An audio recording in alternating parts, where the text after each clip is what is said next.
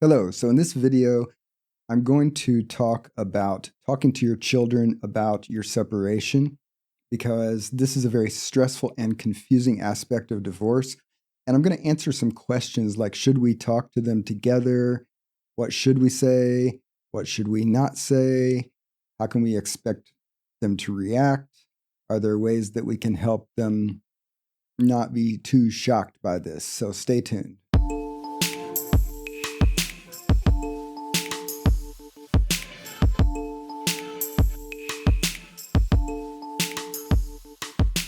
Welcome to Wellness with John. I'm John Peters, and these are resources to help you thrive. So this video is a part of a series that I'm doing on co-parenting after separation. And if you want to go watch the first video in that series and come up to speed to this one, I'll put a link up here at the top. I'll also put a link to that first video in the description. And at the end of this video, there's a link so you can just open the entire playlist of all of the videos for this topic, okay? So in this video, I want to talk about talking to kids about separation, which I'll be honest was my least favorite part of my divorce. When my daughter's mom and I got divorced back when our daughter was 5.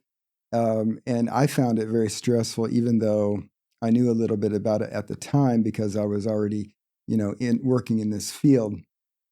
But I'll have to say, in the 250 workshops that I have given live to thousands of parents, probably the most asked about type of question from participants in those workshops was, how do we make sense of talking to our kid about our separation? Because it is confusing, and there are some things that I really want you to think about so that you can not only feel confident that you know what you're doing, but also do it in the best way possible, right? So one question that a lot of parents had about this is, should we talk to our kid together? Is there some reason that that's going to be better for them than our talking to them separately? And the short answer for that is, you really don't have to talk to them together. But if there are no reasons to talk separately, then together is fine. It might be helpful for some children for you to sit down and talk about it together. However, here's a caveat. If one or both of you is not coping well with the situation, and when you try to talk to your kids about the separation, you're having so much trouble coping with it that you're going to break down sobbing, you're going to show up super drunk, you're going to get hostile.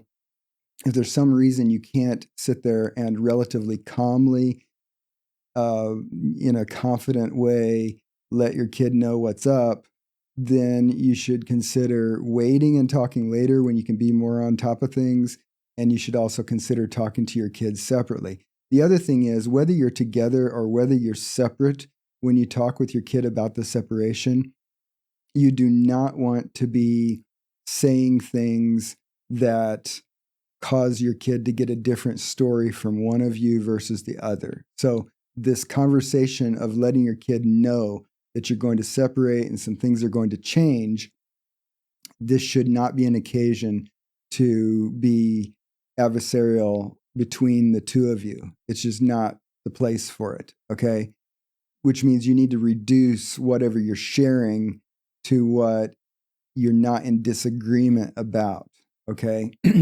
Which is going to, for some of you, that's going to greatly reduce what you choose to share, which is fine. You can add more later if you want. But the other thing is, your kid wants to know that you're okay, and your kid wants to know that they're going to be okay, and they know that they're going to be okay because you're okay, okay?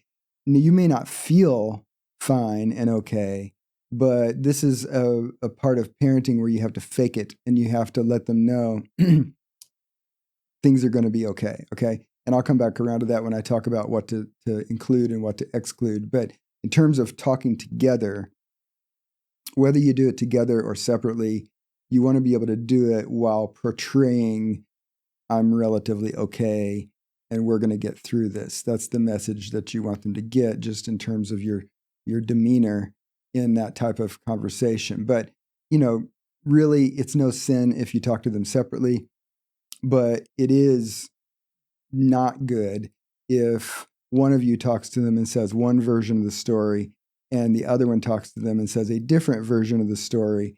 You're introducing your divorce hostility into that conversation, and you should not be doing that, okay? So basically, if you're talking with your kid separately from the other parent, you should only be saying something that the other parent would also be saying, right?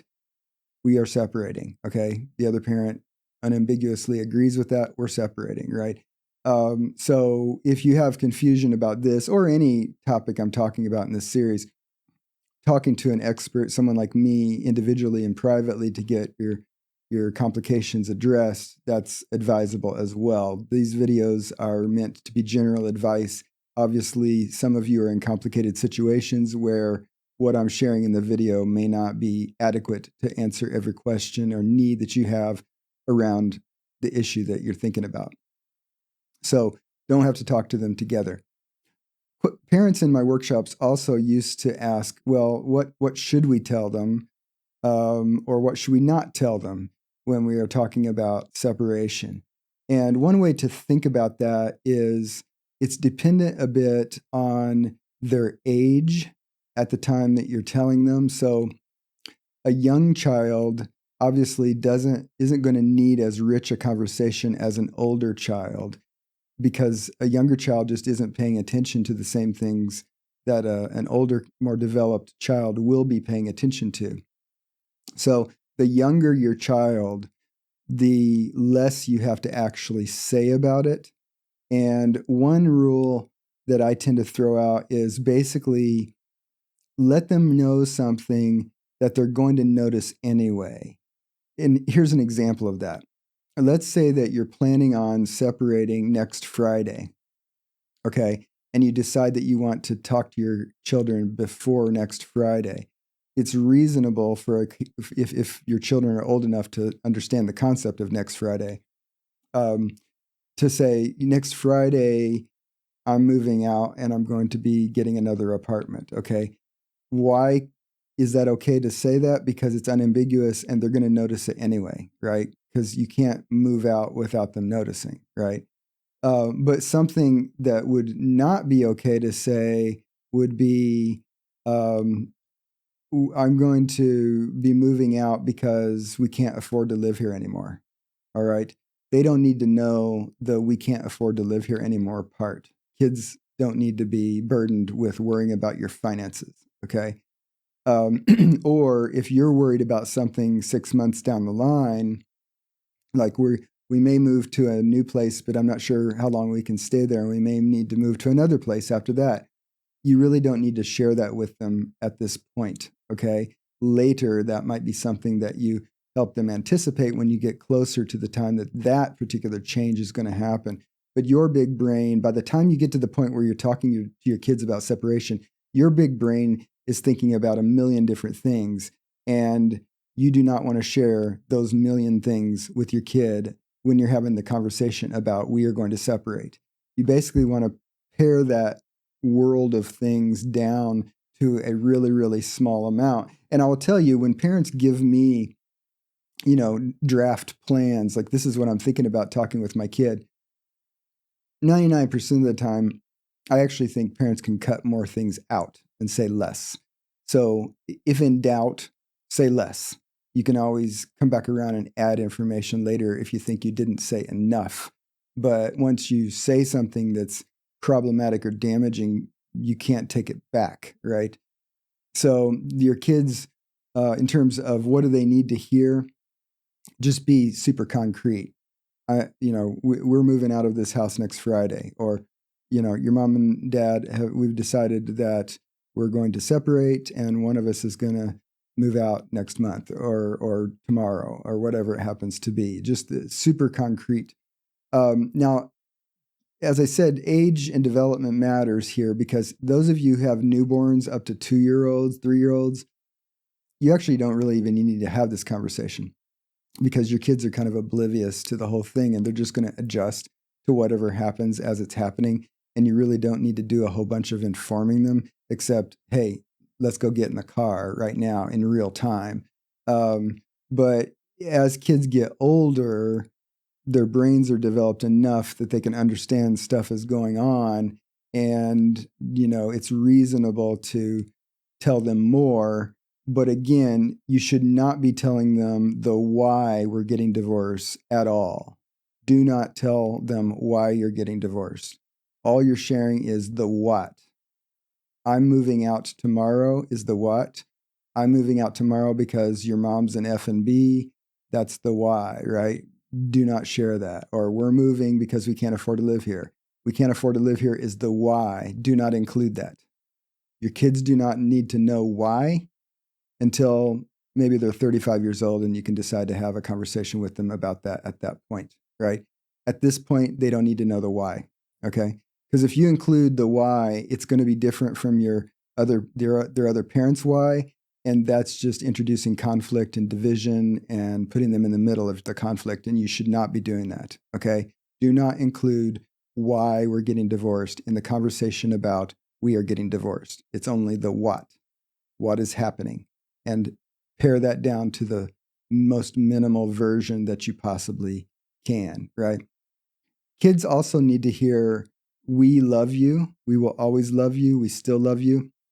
Kids need to hear, this is not your fault, which is something both of which you need to come back around to a lot, not just in that conversation. And kids need to perceive you as having a sense of being okay and that we are all going to be okay. Okay. Even if you don't 100% feel super confident that you're okay or going to be okay, your kid needs to hear we're all going to be okay. Because if they think you don't think you're okay, if they think you think the situation is profoundly not okay, they're going to be less okay. Right. So they need to hear things like, we love you. We're not going to stop loving you. We're still your parents. A lot of the things still exist and aren't changing, even though we're telling you about some changes that you can know about and anticipate maybe, but a lot of things aren't going to change, right? In fact, you can name things that aren't going to change. You're still going to have time with me. You're still going to have time with your mom. You're still going to have time with your grandparents. You're still going to go to school.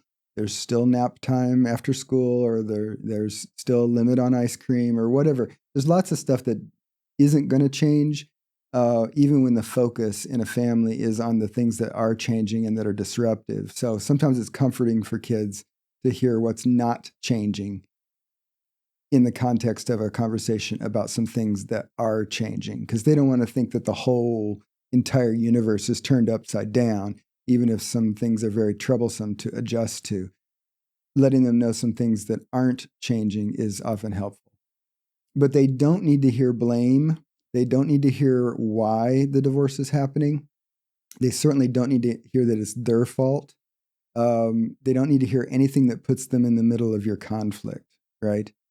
Now, sometimes parents wonder whether or not they need to share things with kids when they're talking about separation in order to ease the kids' fears about it. And this is a reasonable thing to think about, partly because even younger kids often have some knowledge of what divorce can be. Like maybe another family member got divorced, and so they kind of had some perception of how that went. Maybe a friend at school had their parents divorced, and so they know something about that. There are divorce themes in kids' books too. Sometimes a kid might be reading a book in book club or in sixth grade, and a character in the book is going through a divorce. Or maybe they see a character on a TV show whose parents are divorced or going through a divorce. It's often true that kids have exposure to experiences of divorce that are extra and not necessarily what's going on in your immediate family. And so when you tell them you're going to get divorced, one thing that kids are going to compare that to is what they already know about divorce. However, what they know through what they've learned from those other situations may not be what they should expect in your divorce, right? Because, for example, I talked to a kid one time, and she was troubled about her parents' divorce. And part of the reason was that she had this friend at school, and she had been in the same grade as this kid through multiple grades. And she was aware that her friend's parents got divorced. And when her parents separated, her dad just disappeared. And so her friend had not seen her dad in over a year. So this little girl was aware that her friend's parents divorced and that her friend had not seen her dad in a solid year at all. Okay. So she was troubled because her parents told her that they were getting divorced. And she had this anxiety that part of what that might mean for her is that she was not going to see one of her parents for a whole year, right? Now, that wasn't true in her family. Her parents were highly involved, continually involved. Neither one of them was going to abscond, but that's part of what she knew about what divorce could mean because of her close friend in her class. So part of what we can do to help children is basically when we tell them, hey, we're separating, to ask them, what do you think about that? Do you have any questions about that? Is there anything that you're worried about related to that? And again, it's not one conversation. It's a series of conversations because maybe they don't think of anything. Maybe they're shocked about it and they don't think of something. But maybe the next day or the next week or at some point, they do have questions about it. Does this mean I'm not going to see you for a year or something like that? You want to make sure that they understand that the door is open for them to ask questions as they have them about the separation, or that they can let you know about their concerns about the separation. Now, I'm going to talk about clean language and appropriate talking to children in general after separation. But one thing I want to say about kids asking questions is just because your kid asks you a question does not mean you have to answer it. You remember a few minutes ago I said you should not tell your kids why you're getting divorced? But many of you will have one of your kids, even young kids, will ask, why did you get divorced? This is one of the most persistent questions that children have of their parents during and after the divorce process is, why is this happening? Why did this happen? Okay. Just because your kid says, why did you two get divorced, does not make it free and open for you to give an answer to that question. And I'm going to come back around and talk about that issue in another video. But again, do not tell them why until they're 35 years old or older. And there are reasons for that, which I'll cover in another video. But they may have that question. But they may have questions that you do appropriately want to answer, like, does this mean that we can't live here anymore? Does this mean I'm not going to get to go to grandparents' house anymore? Does this mean I'm going to change schools, right? Some of those questions you can answer without giving them the why in terms of why do I think we're getting divorced, right? You should just not be sharing the why, right? If you have older kids, especially, if you have teens, so puberty age up to teens, you're likely to hear from them much more anxieties and concerns about the consequences of the separation. Because let's say you have a 16-year-old, and let's say that they were getting their driver's license and they were expecting that you were going to buy them a car. And then you tell them you're going to get divorced. And part of what they already know about divorce is that finances get tight. This is just part of what they already know. And then they start worrying, oh my God, I'm not going to get a car. Okay. So teens think out into the future, usually in a selfish, self-oriented way, but they're going to have worries and concerns that have to do with, are my needs going to get met? Thinking out into my teen years, that's different than what a 4-year-old might be thinking about, because 4-year-olds just want to get more cookies and ice cream and things like that. They want to make sure that they can play. But the older your kid is, the more complex and future-oriented their worries might be once you tell them that you're actually going to separate, right? So, by the way, if you like this kind of content, please hit the like button below. And if you have yet to subscribe, please subscribe to the channel. And as I said, stay tuned because this series is going to have a whole bunch more videos on the topic of co-parenting after divorce. But in summary, you don't have to talk to them together. Stay minimal and concrete because you can always fill in more information later. Focus on the what, especially the what we can't hide from them, as in we're moving on Friday kind of what. But do not tell them the why until the youngest of your children is age 35 or older. That's my opinion, right? You can quibble with that, but that's my opinion. You don't need to be telling your kids why you got divorced, certainly at the time that you're talking to them about the actual adjustments that are unfolding, which is what you're talking about and focused on when you're talking about separation, right? We're going to talk also in another video about grief and the grief reaction, which is kind of part of how you and your ex and your children do react to these changes that are occurring before, during, and after separation. But that is something that parents worry about at the time of talking to kids about separation. But we're going to cover that in a later video. It's not really something that necessarily should cause you to change how you talk with your kids about the separation, right? Just keep it brief, keep it concrete, super simple, minimal. Don't share the why. And if you can tell them together, that's fine. But if you feel like you can cope better with talking to them about it separately, you can do that. Just remember, if you're talking separately, do not say something that the other parent doesn't actually agree with, if you can avoid that. Because again, that's introducing the why, and that only complicates their ability to adjust. And it's going to complicate their relationship with you, and it's going to complicate their relationship with their other parent. And we don't want that, okay?